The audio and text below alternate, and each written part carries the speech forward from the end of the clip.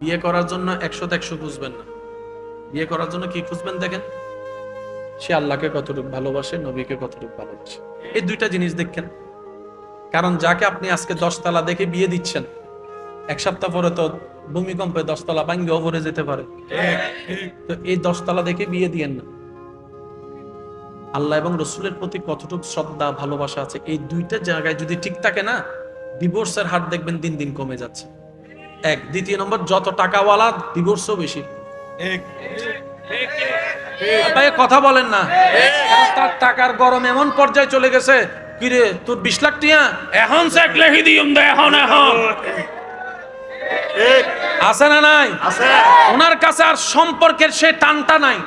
জামাই বউয়ের সাথে, বউ জামাইয়ের সাথে এমন ভাবে ঝগড়া করছে, কেউ কারো চেহারা দেখতে চায় না, ডিভোর্স করে নিবে। করলেন আপনারা ডিভোর্স, মানলাম। এই বাচ্চাগুলো কার কাছে যাবে? কতক্ষণ মার লাথি খাবে, কখন বাবার লাথি খাবে, কখনো সমাজের লাথি খাবে, কখনো দাদার লাথি, কখনো নাতির লাথি। এক সময় সমাজও তাদেরকে আঙ্গুল তুলে কথা বলতে বাধ্য হবে, দ্বিধা করবে না। কি করছেন আপনারা? মনে রাখবেন, ইসলাম হচ্ছে কোড অফ লাইফ। এই জন্যই বলা হয়, ইসলামকে যে যত বেশি আপন করে নিবে, তার বাহিরও সুন্দর হয়ে যাবে, ভিতরেও শান্তির হয়ে যাবে। সুবহানাল্লাহ। আরেকটু জোরে বলি না সুবহানাল্লাহ। সংসারে অশান্তি নাই কার? কম বেশি সবারই আছে। ঝগড়া মনোমালিন্য নাই কার? সব জায়গায় আছে। তো কন্ট্রোল করবেন কিভাবে? ধৈর্য দিয়ে, সহ্য দিয়ে। পৃথিবীর কোনো বিদ্যালয়ে ধৈর্যের শিক্ষা দেওয়া হয় না, সহ্যের শিক্ষা দেওয়া হয় না, ক্ষমা দেওয়ার শিক্ষা দেওয়া হয় না। একমাত্র মনুষ্যত্বের সবচাইতে সৌন্দর্য গুণ শিক্ষা দেওয়া হয় নবী রাহমাতুল লিল আলামিনের স্কুলে। বলেন না সুবহানাল্লাহ। সেজন্য ডাক্তার বানান আর ডক্টর ইঞ্জিনিয়ার যা বানান বানান, আমরা দোয়া করি আল্লাহ আপনাদের স্বপ্ন পূরণ করুক। তবে এতটুকু বলি, আগে সন্তানটাকে মুসলমান বানান। পাক্কা মুসলমান বানানোর জন্য একটু সহযোগিতা করেন, বেশি থেকে বেশি তাকে একটু বেসিক জ্ঞানটা একটু দেওয়ার চেষ্টা করেন।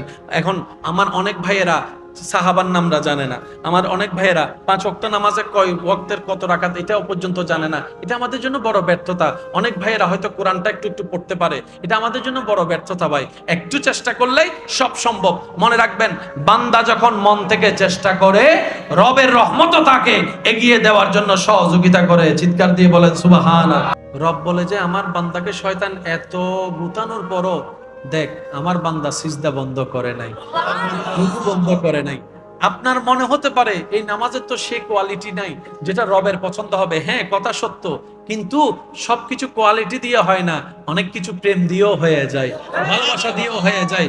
আপনি তো জানেন যে পারে না, তারপরও চেষ্টা করছে, তার প্রতি একটা মায়া কাজ করবেই, এটাই স্বাভাবিক। আর আপনারা সবাই একমত, হোমওয়ার্ক যে টিচারে দিয়েছে ছাত্রকে 2টা অঙ্ক ঘর থেকে করে আনিও, ছাত্র পারে নাই, তারপর আঁকাবুকি করে চেষ্টা করেছে, সে টিচার কখনো ছাত্রকে মারবে না। যাই হোক, ছাত্র তো আমার চেষ্টা করেছে, ছাত্র আমার চেষ্টা করেছে। রব বলে যে আবু বকরের মতো নামাজি তো তুমি হতে পারবে না, ফারুকের মতো নামাজি তো তুমি হতে পারবে না, উসমানের মতো সিজদাদাতা তো তুমি হতে পারবে না, আলীর মতো কেরাতওয়ালা তো তুমি হতে পারবে না, ইমাম হুসাইনের মতো গর্দান কাতরা দেওয়া নামাজ তো তোমার নাই। সেটা আমি রব জানি, কিন্তু তোমার চেষ্টাটা আমার পছন্দ হয়েছে, তোমার ধৈর্যটা আমার পছন্দ হয়েছে। এই ধৈর্যটা, এই চেষ্টাটাই হয়তো একদিন রবের দয়াকে এমন ভাবে আমন্ত্রণ জানাবে, আপনার নামাজটা আল্লাহর রহমতে একদিন মেরাজওয়ালা নামাজও হয়ে যেতে পারে। কারণ একদিনে সবকিছু হয়। সেজন্য বলি, কারণ নামাজে যদি মনোযোগ নাও থাকে, তারপরে যদি আপনি নামাজে লেগে থাকতে পারেন, মনে রাখবেন আপনার রবের দয়া। যে কথাটা বলতে চাচ্ছি, আপনাদের কষ্ট হচ্ছে না তো ভাইয়া? অনেকে অ্যালার্ম দিয়েও নামাজের জন্য উঠতে পারে, আবার এখানে অনেক নামাজি এমন আছেন, ফজরের মুয়াজ্জিনের আজানের ডাক দেওয়ার আগেই ওনার চোখ খুলে যায়। নাই মনে হয়? জোরে বলি না, মুয়াজ্জিন এখনো ডাক নাই, কিন্তু ওনার চোখ খুলে গেছে ঠিক ওই টাইমে, যে টাইম ওনার উঠা দরকার, ঠিক 2 মিনিট পরে অ্যালার্ম বাজতেছে। এটা কিভাবে সম্ভব? মনে রাখবেন, একটা হচ্ছে মোবাইলের অ্যালার্ম, আর একটা হচ্ছে ঈমানের অ্যালার্ম। আপনার যতদিন ঈমানের অ্যালার্ম চালু না হবে, ততদিন আপনাকে ধৈর্য ধরে মোবাইলের অ্যালার্ম দিয়ে হোক, একে দিয়ে হোক, সেকে দিয়ে হোক, আপনাকে উঠতেই হবে, উঠতে হবে, উঠতে হবে। 5 বছর হোক আর 10 বছর হোক, যেই দিন দেখবেন আপনার মনের অ্যালার্ম চালু হয়ে যাবে, মুয়াজ্জিনের ডাক আসার আগেই আল্লাহর রহমত আপনার চোখ খুলে যাবে। সুবহানাল্লাহ। একদিনে কি মনের অ্যালার্ম চালু হবে? সেজন্য আমাদের কাজ হচ্ছে চেষ্টা করা, লেগে থাকা। আমি বারবার বলি, আমরা কেউ কমপ্লিট নয়, আমরা কেউ পারফেক্ট নয়। অনেকে আছে 10টা বিয়ে করার জন্য 10টা খুঁজে, 12টা খুঁজে, 30টা খুঁজে, ও বলে মিলাইতে পারে না। কিরে ভাই এত করো কেন? পারফেক্ট খুঁজতেছি, পারফেক্ট খুঁজতেছি। কারো চোখ মিলে, কারো দাঁত মিলে না, কারো দাঁত একটু ফাঁকা হয়, কারো ঠোঁট একটু বাঁকা হয়, কারো পা একটু লম্বা হয়, কারো শরীর একটু মোটা হয়, কারো এইটা একটু জামিলা, কারো চুল একটু বাটি হয়, কারো চুল একটু রেশমি হয় না। একদম পারফেক্ট লাগবে। আমি বলি ভাই এত পারফেক্ট না খুঁজে একটা কাজ করো, তুমি নিজে পারফেক্ট হয়ে যাও, তুমি নিজে পারফেক্ট হয়ে যাও, তুমি নিজে 100-100 হয়ে যাও। অন্তত তোমাকে পেয়ে হলো কারো পারফেক্ট পাওয়ার স্বপ্নটা তো পূরণ হয়ে যাবে। অন্যরা পারফেক্ট না খুঁজো না, তুমি হয়ে যাও। আমি বুঝাতে পারি না আমার কথাটা। আমি পারফেক্ট খুঁজি 100-100, কিন্তু আমি আছি 100-20। আমার ভাইও পারফেক্ট খুঁজে 100-100, উনি 100-140। তাই ওনারা ভাই আমি ভাইলাম না 100, আমারে ভাই উনি ভাইলেন 100। একজন যদি অন্তত 100-100 হইয়া যায়, কে একজন পাইয়া তো বলবে যে না আমি 100-100 পাইছি। বুঝতে পারছি কথা? আল্লাহ আমাদেরকে ইসলাম মেনে চলার তৌফিক দান করুন।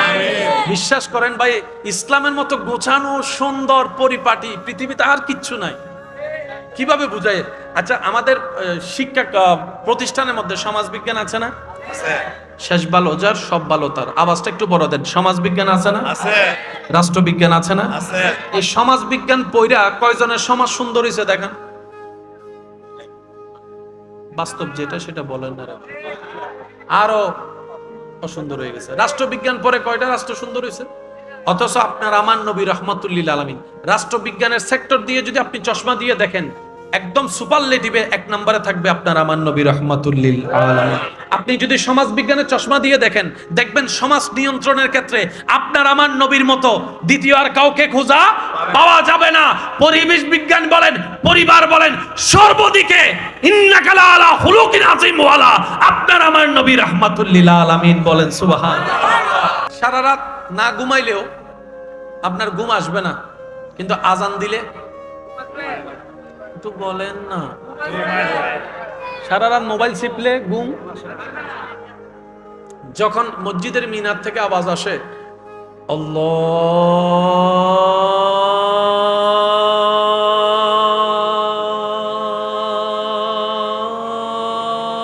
আল্লাহু আকবার, আল্লাহু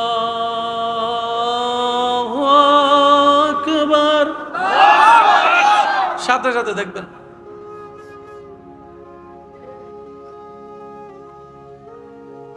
ওই চুমদরি নামাজটা লেগে আর কানা বাদ কানা এক লাসা ঘুম যাইল। চোখ খুলে দেখে সকাল 10টা।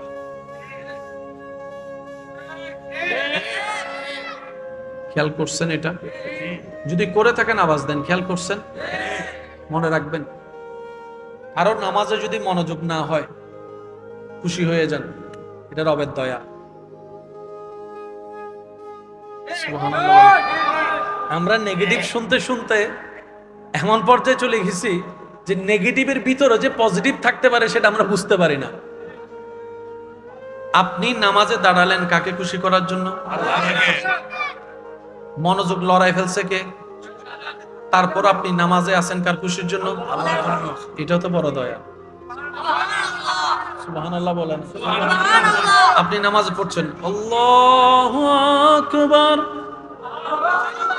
আপনি নামাজে ঢুকলেন, শয়তান টানা শুরু করছে, ওই খেয়াল ওই খেয়াল ওই খেয়াল ওই খেয়াল। তারপর আপনি নামাজ করছেন, রুকু করছেন, সিজদা করছেন, তাসবিহ পড়ছেন। রব বলে যে আমার বান্দাকে শয়তান এত গুতানোর পরও দেখ আমার বান্দা সিজদা বন্ধ করে নাই, রুকু বন্ধ করে নাই। আপনার মনে হতে পারে এই নামাজের তো সে কোয়ালিটি নাই যেটা রবের পছন্দ হবে। হ্যাঁ, কথা সত্য, কিন্তু সবকিছু কোয়ালিটি দিয়ে হয় না, অনেক কিছু প্রেম দিয়েও হয়ে যায়, ভালোবাসা দিয়েও হয়ে যায়। আপনি তো জানেন যে পারে না, তারপরও চেষ্টা করছে, তার প্রতি একটা মায়া কাজ করবেই, এটাই স্বাভাবিক। আর আপনারা সবাই একমত, হোমওয়ার্ক যে টিচারে দিয়েছে ছাত্রকে 2টা অঙ্ক ঘর থেকে করে আনিও, ছাত্র পারে নাই, তারপর আঁকাবুকি করে চেষ্টা করেছে, সে টিচার কখনো ছাত্রকে মারবে না। যাই হোক, ছাত্র তো আমার চেষ্টা করেছে, ছাত্র আমার চেষ্টা করেছে। রব বলে যে আবু বকরের মতো নামাজি তো তুমি হতে পারবে না, ফারুকের মতো নামাজি তো তুমি হতে পারবে না, উসমানের মতো সিজদাদাতা তো তুমি হতে পারবে না, আলীর মতো কেরাতওয়ালা তো তুমি হতে পারবে না, ইমাম হুসাইনের মতো গর্দান কাতরা দেওয়া নামাজ নামাজ তো তোমার নাই, সেটা আমি রব জানি, কিন্তু তোমার চেষ্টাটা আমার পছন্দ হয়েছে, তোমার ধৈর্যটা আমার পছন্দ হয়েছে।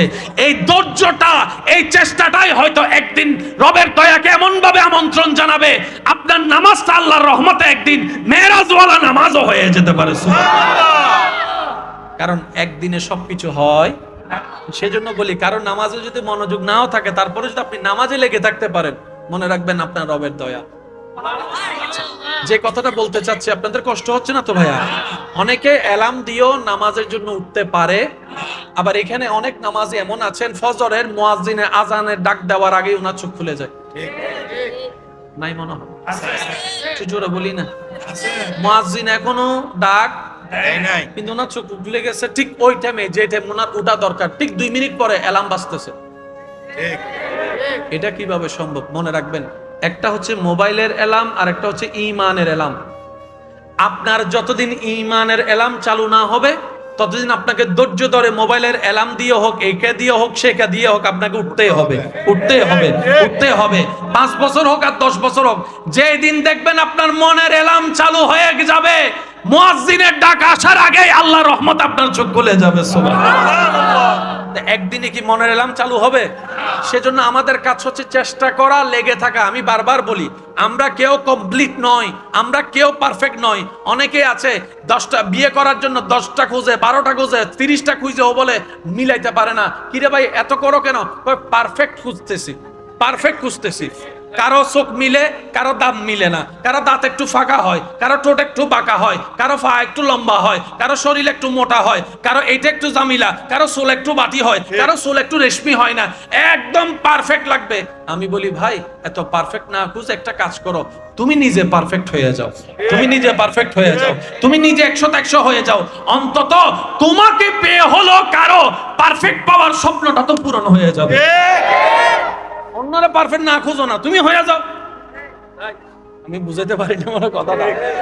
আমি পারফেক্ট খুঁজি 100-100, কিন্তু আমি আছি 100-20। আমার ভাইও পারফেক্ট খুঁজে 100-100, উনি 100-140। তাই ওনারা ভাই আমিও ভাইলাম না 100, আমারে ভাই উনিও ভাইলেন 100।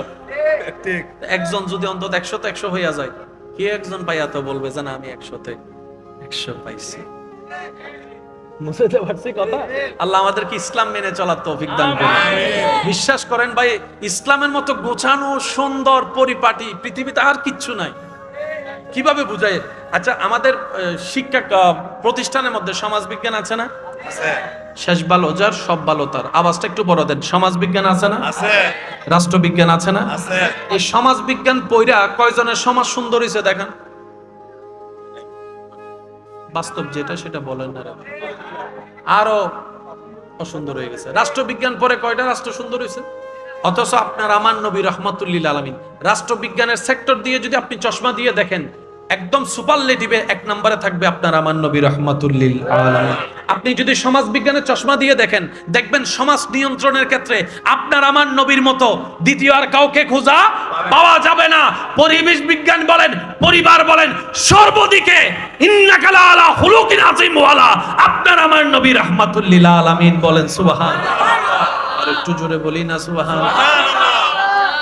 বিয়ে করার জন্য 100-100 খুঁজবেন না, বিয়ে করার জন্য কি খুঁজবেন দেখেন, সে আল্লাহকে কতটুকু ভালোবাসে, নবীকে কতটুকু ভালোবাসে।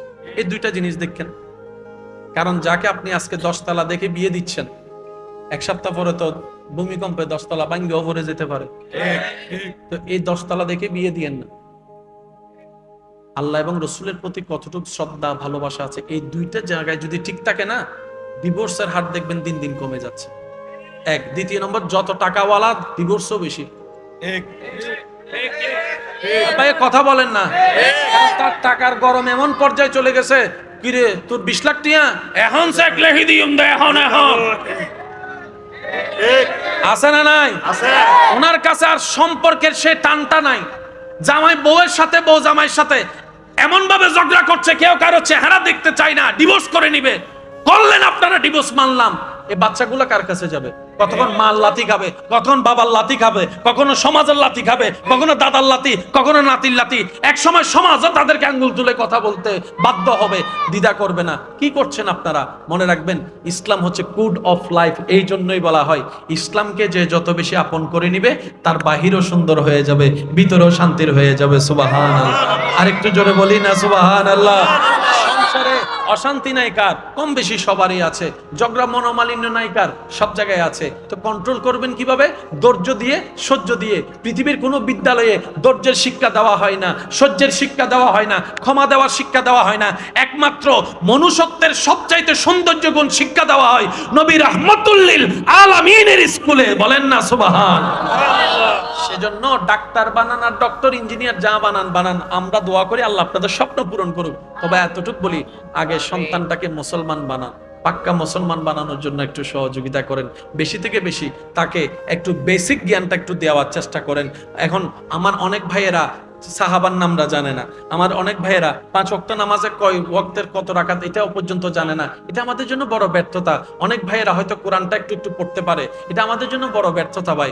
একটু চেষ্টা করলেই সব সম্ভব। মনে রাখবেন, বান্দা যখন মন থেকে চেষ্টা করে, রবের রহমতও তাকে এগিয়ে দেওয়ার জন্য সহযোগিতা করে। চিৎকার দিয়ে বলেন সুবহানাল্লাহ। শরীফ পড়েন, আল্লাহুম্মা সাল্লি আলা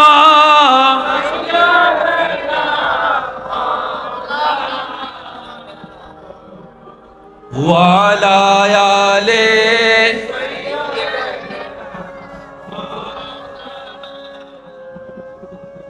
একবার বলি আলহামদুলিল্লাহ। আমরা রবের প্রিয় বান্দা হয়ে কবরে যেতে চাই কি চাই না? ইজ্জতের জিন্দেগি দরকার আছে না নাই? আল্লাহ আমাদেরকে দান করুক। আমিন জোরে বলেন, আল্লাহ আমাদেরকে দান করুক। দান করার পরে সেটাকে সম্মান দেওয়ার তৌফিক দান করুক, সেটাকে ধরে রাখার তৌফিক দান করুক।